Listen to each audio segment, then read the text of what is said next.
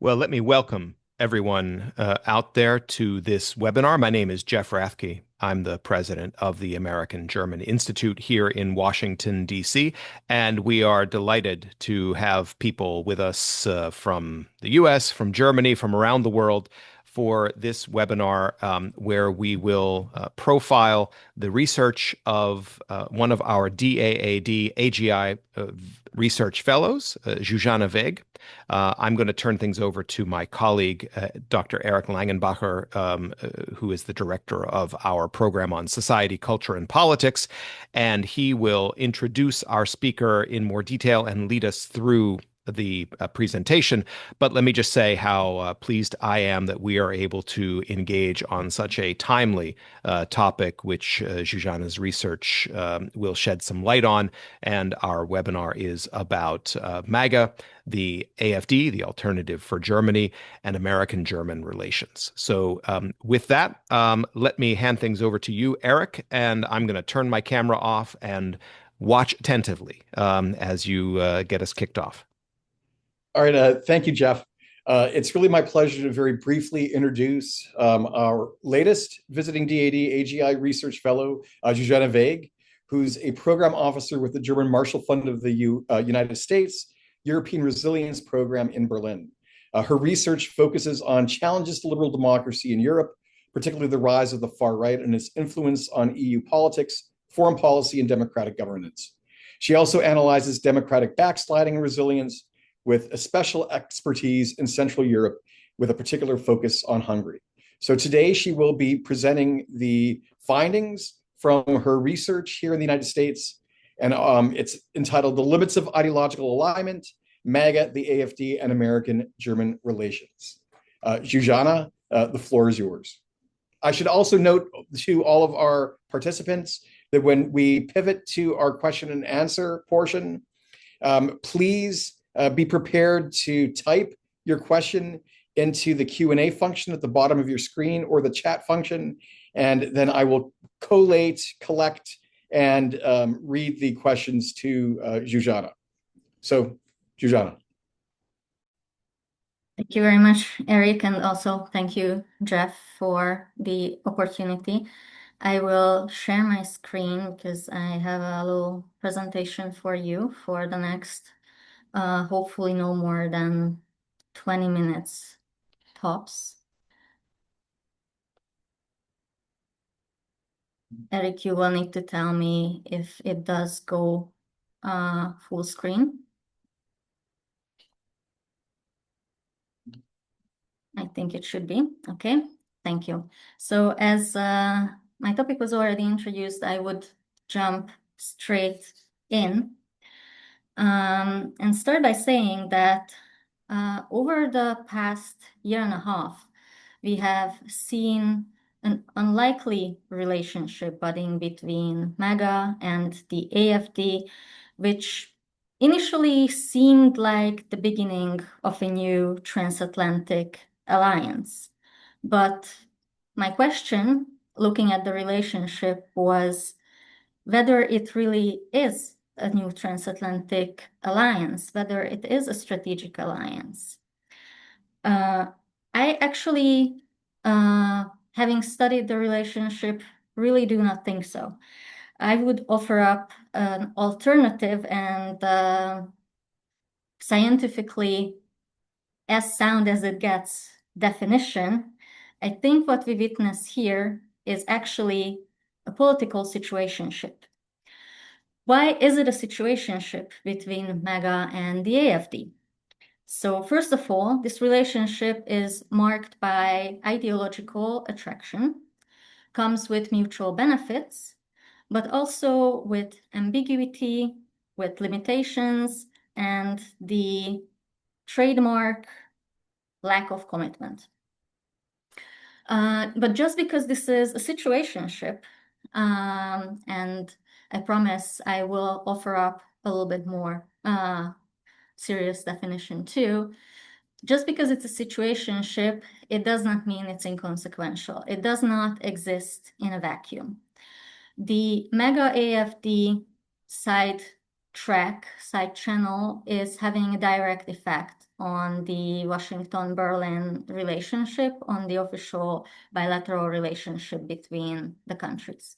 So my second question, looking at these connections, was what exactly are those implications on the bilateral relationship? So in the next few minutes, I will try to walk you through, first of all, why I think that what we see is a situationship and what impacts it really has. So first of all, let's just look through what we have really witnessed over the past year and a half. I would say that the relationship between AfD and MAGA really had three stages. The early stages in the beginning of last year, 2025, we have seen a budding attraction, budding affinity between the AfD and MAGA already as the Trump administration took office and started to engage with its various partners. We may remember that one of the AfD co-presidents, Tino Hrupala, was one of the only German politicians present at President Trump's inauguration. We may remember the interview Elon Musk, heading at that time Doge, conducted with Alice Weidel on X. Then J.D. Vance's speech at the Munich Security Conference about the internal dangers that threaten Europe and European democracy, speaking out also in favor of the AfD and against the German firewall in the very country where this was upheld. So this initial spike in interest and contact between the parties was followed through a period of intensification of relations. We have seen various visits between AfD and MAGA. We have seen party delegations in Washington meeting with officials as well as representatives of the GOP. Engagement with the broader ecosystem, with of the MAGA movement, most prominently with the New York Young Republicans Club, which actually also functioned as a door opener for AfD politicians. And then at the end of last year, we have seen that this broader affinity between MAGA and the European far right is being translated into the national security strategy, speaking out in favor of a civilizational alliance between Europe and the United States. Although this period showed a very intense engagement, by spring this year, we have witnessed a cooling. And I would say that what we know now is that this is a public cooling, but what happens behind the scene is, of course, behind the scenes, we don't quite know how much the relationship still survives. Some very concrete clashes between MAGA and President Trump and AfD's interests domestically. We have seen the leadership of AfD pulling back from direct contacts, speaking out against the attacks in Iran, also criticizing President Trump's claims about Greenland, and official contacts also have started to drop. Interestingly, however, while this relationship particularly has visibly cooled, there is a continued track on the MAGA side through official channels. Just this summer, the State Department have put out a series of calls supporting its strategy laid out in the national security strategy, offering up financial programmatic support to organizations in Europe who pursue the similar idea of a civilizational alliance. This is not party funding, that has to be noted, but we see that there are various tracks at movement, and I would say that the relationship is far from over. So who are the POCs? And by that here I mean point of contacts, and what are the layers of contacts between the two sides. Since January last year, of course, on the American side, on the MAGA side, we see contact points in the Trump administration itself. I mentioned J.D. Vance, I mentioned the State Department.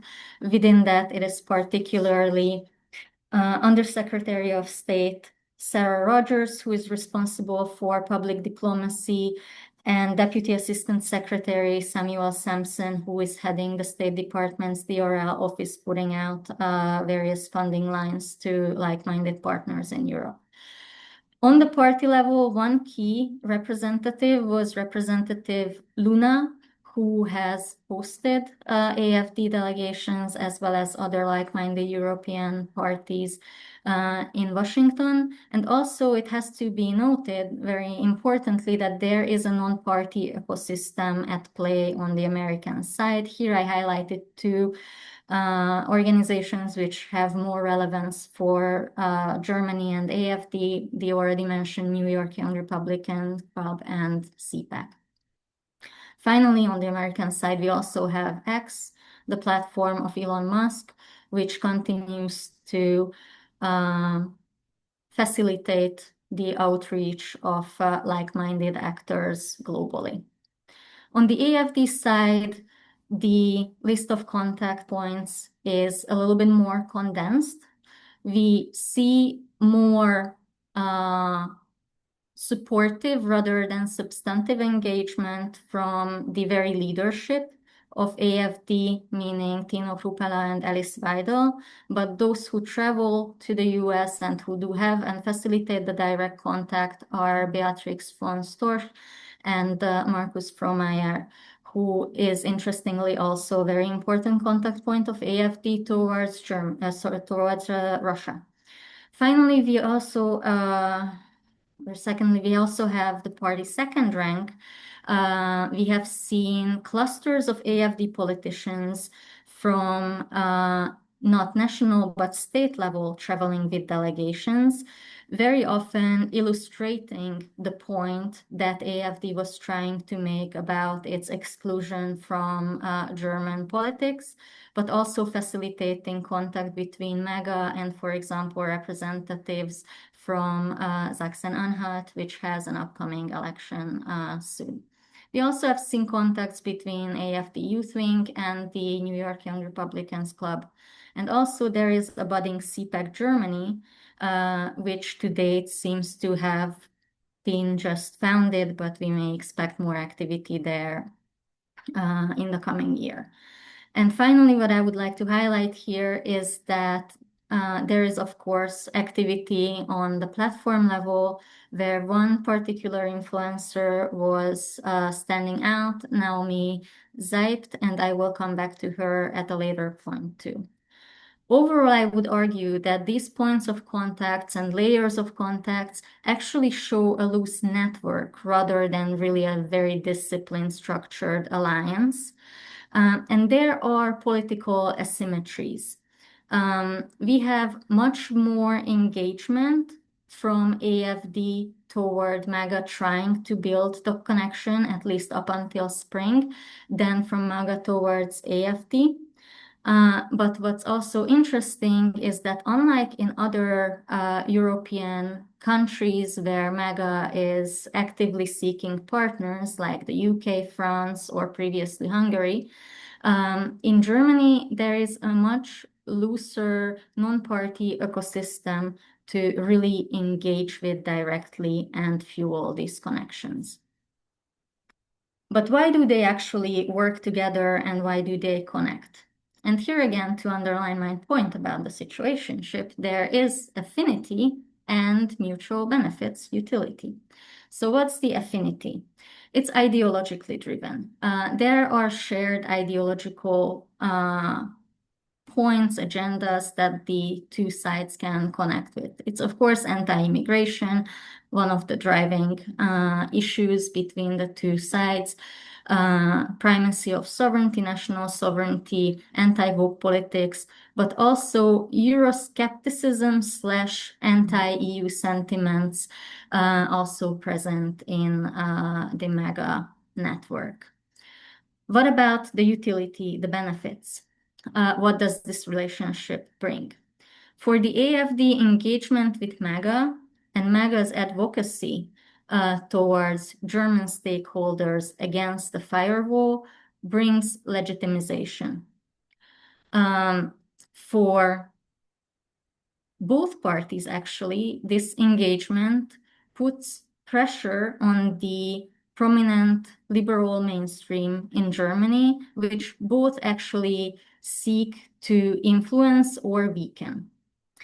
It also brings anti-EU leverage in both cases, both in general terms, strengthening an anti-EU Eurosceptic party is one thing, but also they can connect on policy levels, such as on the digital regulations of the EU, which both MAGA and AfD are very critical of, seeing it both as a limitation of their reach and also impacting, in the American case, business interests. And this links us to the overall agenda influence, which can manifest in concrete policy terms, but also through this cooperation, we see the political discourse shifting, the normalization of these relations, and the Overton window moving to the right. So overall, if we look at this picture, I would argue that the ideological affinity is what really creates the opening for cooperation, and the mutual utility is or has been the driver of the contact between the two sides. Yet, it is not a strategic alliance. And why is that? That is because there are inbuilt limits that constrain this relationship. And these limits are both substantial and structural. In terms of substance, I would highlight the internal tensions between the AfD's own self-definition and orientation. The party itself has a strong anti-American streak, as well as strong affinities towards Russia, which are at direct clash within the party. There are also policy divergences which are more substantial, and this is the usual conflict of the international alliance of nationalists. National foreign policy interests at one point will collide.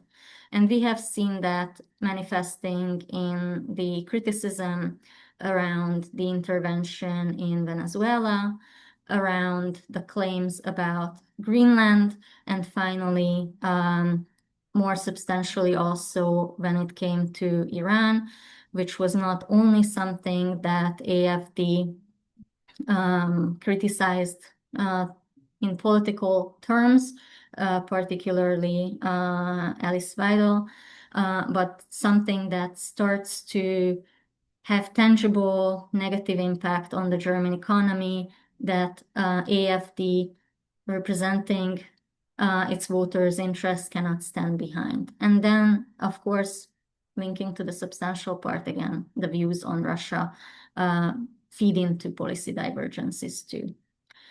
I mentioned that in terms of the effects of Iran, there are negative impacts on the German economy, and this, as well as the unpredictability of the Trump administration, has significantly influenced public perception in Germany about the Trump administration, about the United States in general. And this in itself cools the relationship between AfD and MAGA, since AfD still plays for the domestic audience, both when it seeks the Trump administration's and MAGA's legitimization, but also when it pulls away. In this sense, President Trump can become a liability for the party. And a structural challenge that I would highlight is what I mentioned already, the weak ecosystem. This is not a necessity for a strategic alliance, but when we see more strategic cooperation between MAGA and certain like-minded actors in Europe, or which has potential for more strategic cooperation, there is usually a broader ecosystem of non-party actors that can engage and can keep the relationship going. And in the case of AfD, we do not see a dense network of non-party organizations who are like-minded and work for a similar civilizational alliance cause. Now, this is not to say that there are no organizations who show ideological affinity with AfD in Germany at all. That's absolutely not my point here. There are many, but ones who embrace this pro-American agenda and seek to pursue that relationship seem to be scarce. So ultimately, it cannot be a strategic alliance under the current circumstances for structural and substantive reasons. So before Jeff and Eric plans an intervention against my prospective title for my paper that comes out from this research, it's not going to be titled The Transatlantic Situationship. I do have a better term for that. It is a tactical cooperation, in fact, for now. It is an ideologically informed, instrumentally driven, but structurally limited relationship that is built on an affinity rooted in ideology between the parties, a utility for both until that utility hits its limits. Now, none of these components are static. And for that reason, I would argue that we should not dismiss it either just because it's not a strategic alliance. In fact, it still has an important impact on the American-German relationship. And I would say that it is both highlights the changes in the transatlantic alliance and influences them. What it shows us is that partisan politics today do taint diplomatic relationship. Not only do they taint diplomatic relationships, but domestic political conflicts here between the German mainstream and AfD actually feed into the bilateral official diplomatic ties and undermine them. This leads to the development of a dual track relationship between the American and German actors, where we see that on existing policy priorities, there is an official pragmatic continuation of contact, even if it's by far not without conflicts. But these conflicts very often are not only policy driven, but are actually increasingly also ideologically fueled. And finally, where it leaves us with the very foundations of what the American-German relationship was upended. What we see in the United States today with the institutionalization of the MAGA movement and its presence and influence on American policy is not something that's going to go away. And if we look at Germany, and AfD often polling at the level or even above CDU-CSU. This is also not a passing phase of German politics. So Berlin, the current German leadership, cannot and should not assume that the current political class in Washington shares the old consensus both in terms of what the strategic alliance, the transatlantic strategic alliance is, and what we mean by the cooperation of democracies, what we mean by democracy. These are both gone. In fact, Germany is a frontline state in what I argue is a broader far-right struggle against this old consensus. Now, the fact that we don't know what an end goal would be does not mean that it's not actually impacting the relationship fundamentally.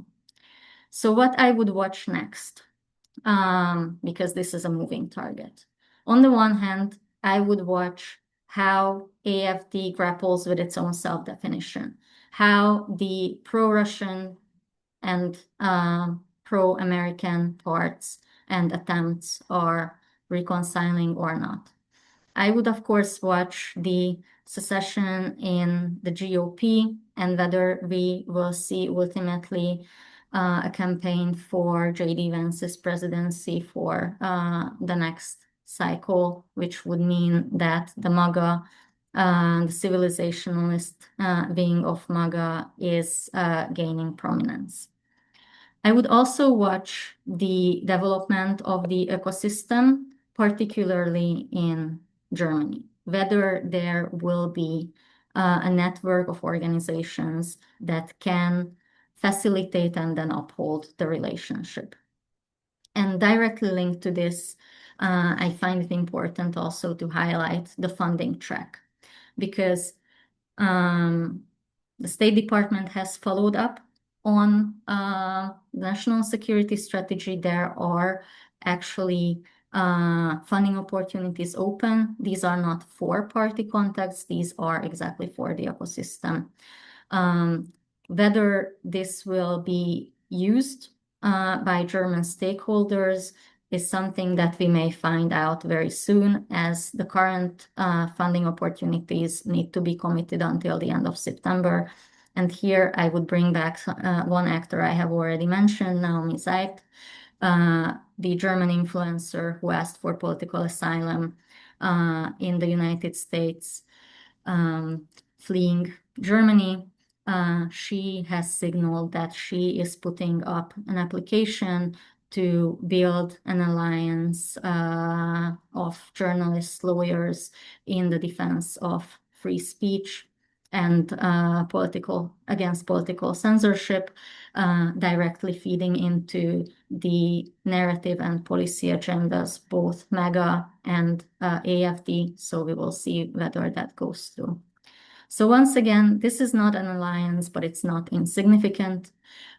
This relationship is tactical, conditional, and for the moment, highly unstable, but it has strategic consequences for how the two countries' relationship can further unfold. And this is where I would leave it, and I'm really happy to take your questions. I'm curious about your views. All right, thank you so much, Zsuzsanna. That was an extremely rich and informative presentation. We have a bunch of questions already in the chat, but Jeff, you'd like to start us off? Well, thank you, Zsuzsanna. A great presentation. I found very insightful, and I have a bunch of questions, but I'll limit myself to one before we start taking them from the audience.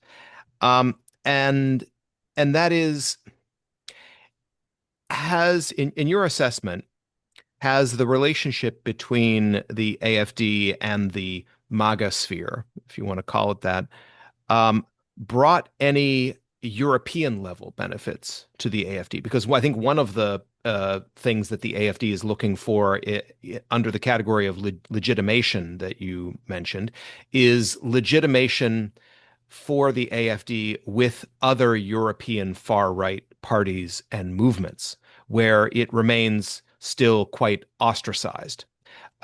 So I guess my question is, has the AfD benefited in any noticeable way on the within Europe from the attention that the MAGA world has bestowed on them?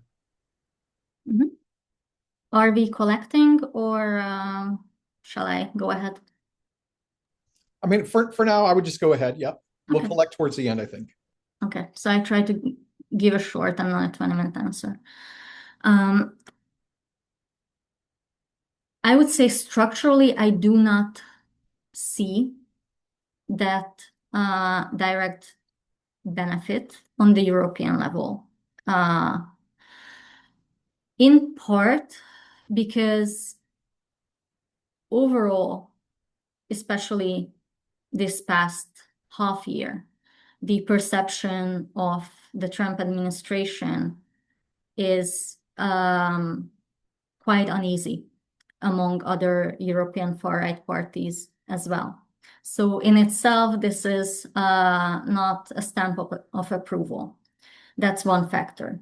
Another factor is that AfD's own internal conflict about where it really stands is hampering that very clear progression, if you will, on the European level. And finally, one more element that I would mention, and I think then this is about the time until I manage to not bring Hungary into the discussion. The defeat of Viktor Orbán also set back AfD in its quest for European legitimization. Over the past one and a half year, we have seen repeated outreach, not even attempts by now, but effective outreach and cooperation between Fidesz in Hungary and AfD. Repeated appearances of Alice Weidel at various international far-right events. And there seemed to have been a very clear intention from the Hungarian then governing party side to bring AfD back into the game, particularly because the Hungarian government at the time wanted to have a stronger German ally within the European Union. With the defeat of Fidesz, this internal intra-European backing is now gone. So long story short, I see these three factors why this did not translate into a European level gain yet. And under the current circumstances, I see the legitimation more playing out on the national level. Okay. Jeff, did you have a follow-up? No. I'll let you get to it with because I see there are quite a few questions appearing in the queue. Yeah. So let's start with a question about the relationship between parties in the transatlantic space. I mean, there's always been informal relationships between US and German parties. So how is the relationship between MAGA or the GOP and the AfD dissimilar from the relationships that parties have had previously? Yeah, that's a great question because this should be normal, right? You have parties who have certain ideological affinities cooperating internationally. We see that between liberals, we see that between the left. So how is this different? I would argue that this is different because it questions the framework within which cooperation has previously been unfolding. It's questioning both the framework of democracy as mutually widely accepted system of governance. And it also questions the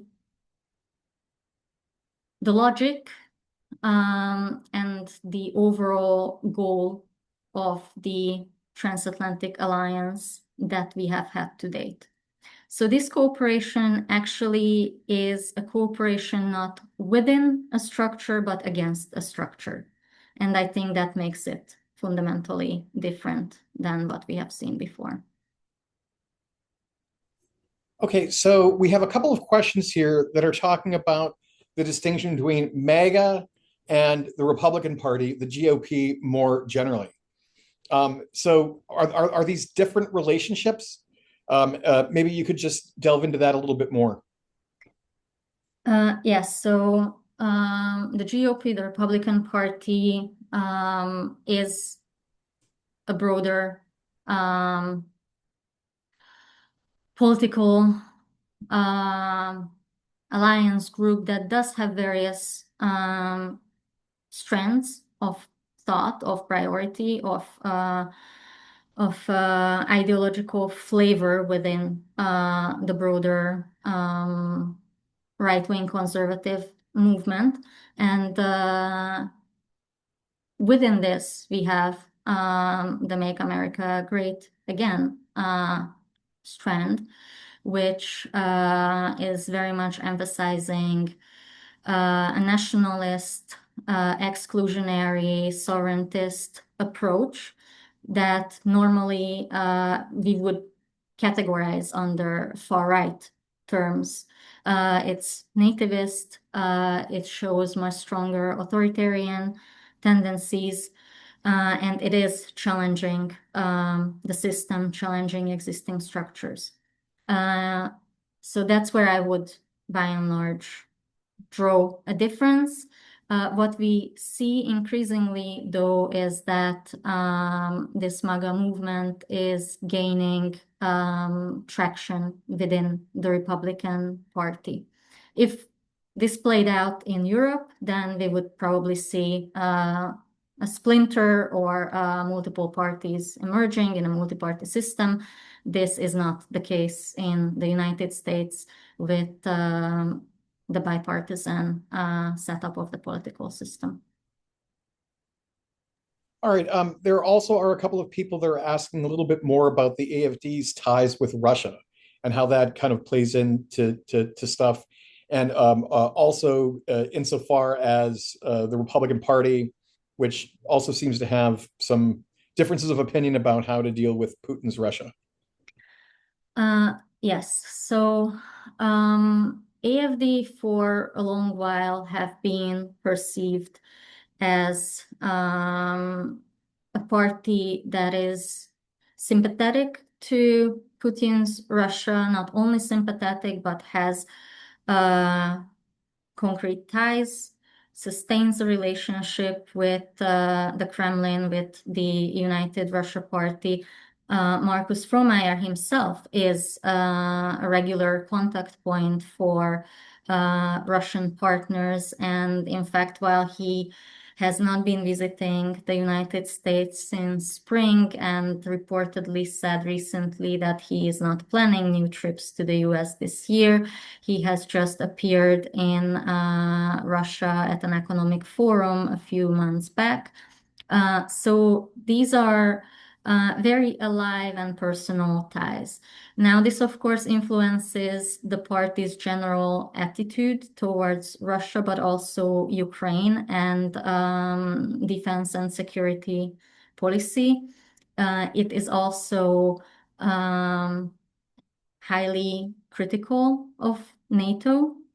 And these positions now have to coexist with a recent opening, mostly led by certain West German politicians of the party towards the United States. Markus Frohmeyer himself said that relations with Russia already exist. Now we should try to open towards the United States too.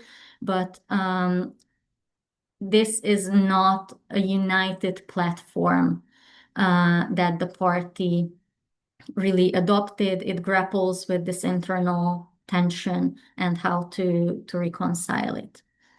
And there was another part of your question. Oh, it had to do with outreach to congressional Republicans and Yeah. their own divisions about Russia. So the most prominent figure we have seen keeping contact with the AfD was Congresswoman Luna, who herself maintains connections with Russian counterparts and is sympathetic towards the Kremlin. So there is at least that element that seems to be open to that conflictual relationship. But at the same time, this pro-Russianness of AfD does clash with the official positions of the Trump administration that at least seemingly seems to try to support Ukraine in its self-defensive war against Russia. So this is a conflict that does have very tangible policy differences, which, however, can at the moment be curtailed by the fact that AfD is not the party in government. So we have a couple of questions that revolve around one of the points that you mentioned about what to watch, which is the AfD self-definition, or kind of, what faction will become predominant at a given point in time. So there's a question about the conflict within the AfD right now and the federal kind of leadership. So is there a foreign policy dimension to this internal clash? And is it a conflict around moderation versus extremism? And what does that mean in a foreign policy perspective? Well, I think it very much touches on that internal lack of clarity where the party really stands that I've been talking about, that manifests in this clash between the pro-Russian roots and experiences and this pro-MAGA opening, I would say, rather pro-MAGA than pro-American. That does have very clear foreign policy implications. Where I see a more uniting view present is the Euroscepticism of the party, however, where typically the different political strands in the party do coalesce. And that is something that makes the party appealing to the MAGA actors as well. This Euroscepticism challenge towards the supranational elements of the European Union is something that do bring these factions together. Yeah, I think I would highlight these two key elements. All right, we also have a couple of questions specifically about the upcoming elections on September 6th in the eastern state of Saxony-Anhalt. We actually just did a podcast about that, and we'll have lots of coverage here at the American German Institute because it's possible that the AfD will get a majority of seats and therefore form the government in that eastern state. So if that happens, how would that outcome affect the relationship with the United States, affect the relationship between the AfD and the GOP/MAGA more specifically? And do you think that might have an impact on Germany's overall foreign policy? I wouldn't expect a direct impact that translates into policy. Obviously, this would be a huge breakthrough for AfD domestically. And this is a type of domestic legitimation that the party is very much seeking. What we have seen is that there have been politicians from Sachsen-Anhalt traveling to the United States along with, for example, Markus Frohmeyer being present at various meetings, and there has been interest in MAGA and the United States from the state level politicians as well. This is an additional entry point for official engagement if AfD is able to form government in the state. But I would expect the party to primarily concentrate domestically and use this to position itself domestically. However, this could be an opportunity to revitalize the existing context that I have mentioned. The program writer of AfD for Sachsen-Anhalt himself has shown significant affinity to MAGA, and some program elements even resonate rather with the American far right's program in the AfD state level program there than with the German context. In education, for example, the idea of facilitating homeschooling, that is not necessarily something that is organic to the given context, but is more prominent in the American. So affinities are there. It could open opportunities also to keep a lower level channel that is not as prominent as national politicians traveling back and forth. But I do not expect that a potential AfD government in Sachsen-Anhalt would directly in any way feed into how Berlin positions itself towards Washington. So let's also talk about a couple of specific issues. Do the AfD and MAGA find an understanding considering the future of NATO and European strategic autonomy? What about the issue of nuclear deterrence at a European or even German level? Well, you tell me what the Trump administration's view really is on NATO. I mean, I was very,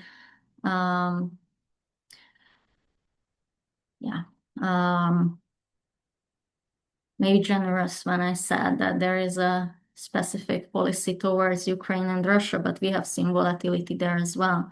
And I think we have also the similar lack of clarity or more around NATO on the American side.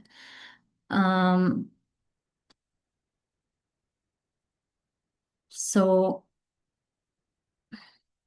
whether they would see eye to eye, I think in this particular case, it is partly a question of where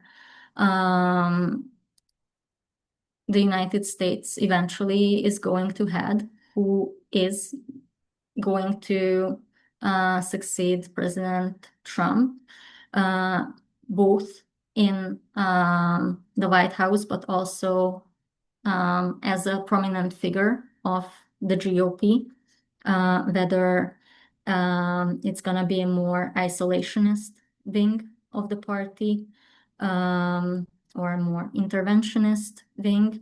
I think that in itself is an open question. And for that reason, whether they would see eye to eye remains a question as well. On the sovereignty issue, what I find very telling is really the remarks about Venezuela, Greenland, and Iran from the side of the AfD. And that clearly made the party uncomfortable. So as soon as the American leadership challenges the sovereignty of a European country, like it happened in the case of Greenland, the AfD cannot possibly back that as a party that stands for national sovereignty on the European continent. So this is again the tension of the nationalist international that in this case actually very early on came to the fore. One more policy question, and that, of course, is tariffs, which obviously are always in the headlines these days and have directly affected Europe and Germany in particular. So, what is the AfD's reaction or stance on the tariff issue? So that's one of the reasons why AfD, and not only AfD, actually, other European far-right parties started to have reasons to keep some distance from the Trump administration. We have seen very similar reaction also in France from Rassemblement National and Marine Le Pen.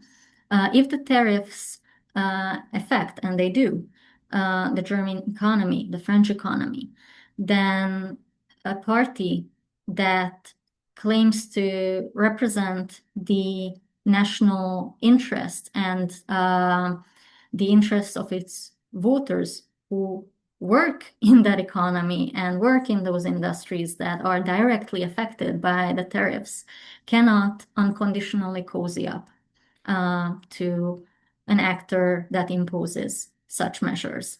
So here again, we do have the clash of interests that affect the party. But again, this is the party. And this is why I have been highlighting the ecosystem actors, that the party, of course, needs to win voters. It will be affected by the direct political implications of certain measures.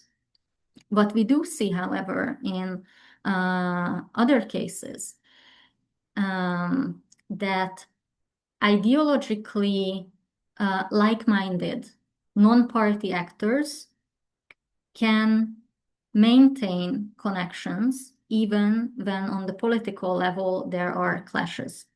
And this is something that I do not see extensively in the case of Germany at the moment. All right, we're rapidly running out of time, so I want to try to get as many questions in as possible. Here's a great question. We've talked about internal differences within the AfD, but maybe we need to talk a little bit about internal differences on the American right as well. And as someone pointed out, there are four factions inside the Trump administration or the GOP more generally: MAGA, as we've been talking about, Christian nationalists, dystopian tech bros, and corporatist oligarchs. It's pretty clear that the AfD has an affinity with the MAGA wing, but how does it relate, especially to the Christian nationalists and to dystopian tech bros? I see less institutionalized connections there with the Christian nationalists, for example, than I would in other contexts. With the tech bros, well, if it's any indication, there has been contacts between Elon Musk and Alice Weidel very prominently. Allegedly, these go on, but we have not seen very apparent signs of that. If we are talking about the platform, however, and platforms, then the takeover of Elon Musk of Twitter, turning it into a substantially different community, has definitely boosted far-right actors, not just party actors, of course, in Europe, their visibility. It contributes to the normalization. So I would say that this is, again, an indirect channel that may not be really institutionalized, but is also not absent from the relationship. The closest, most visible connection has indeed been with MAGA, and yes, the American right is indeed fragmented. No, I think it's kind of interesting, especially the kind of Christian nationalist dimension, because the AfD is super strong in East Germany, which is one of the most or least religious regions probably worldwide, going back for various reasons for a long time. So that's kind of an interesting potential tension. We also have a couple of questions about funding. So you did mention the kind of State Department and the new grants that they have issued. But is there any other evidence of MAGA or the American right or oligarchs funding the AfD or the far right network in Germany more generally? Well, I think if we have had evidence of that, then there would be investigations going on that we would know about. So if it goes on, then it's not out in the open.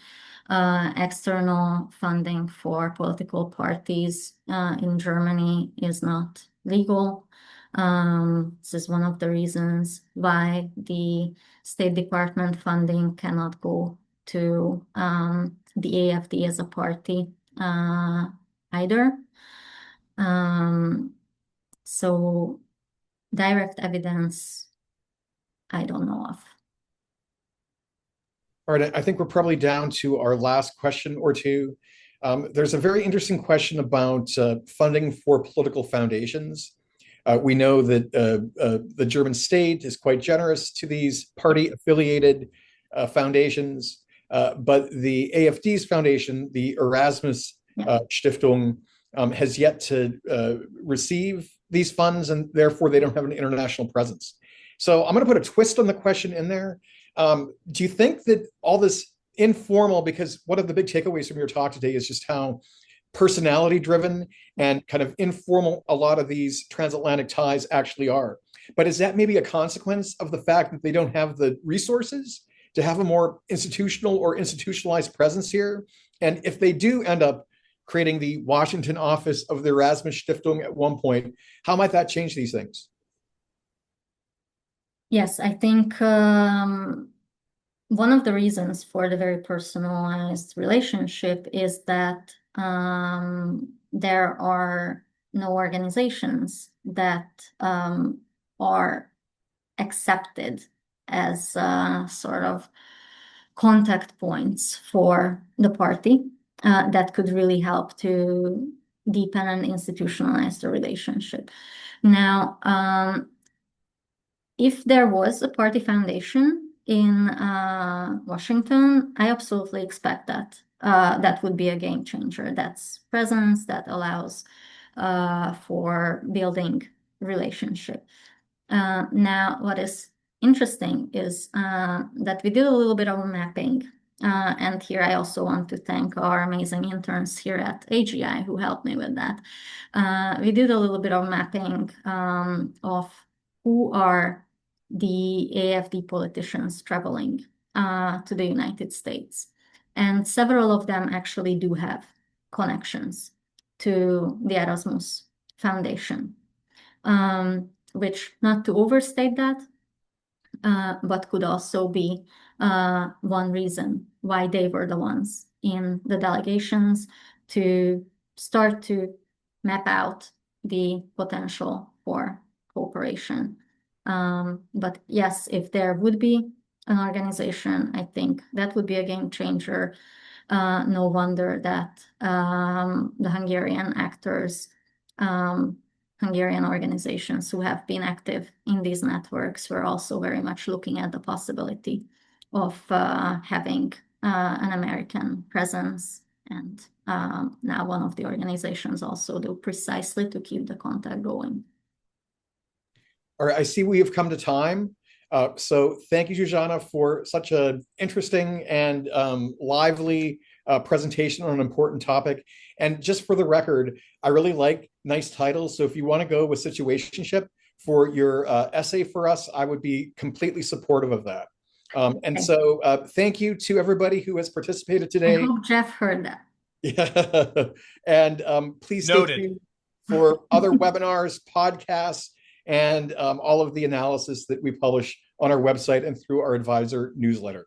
Anyway, thank you, Zsuzsanna. Thank you so much. Thank you.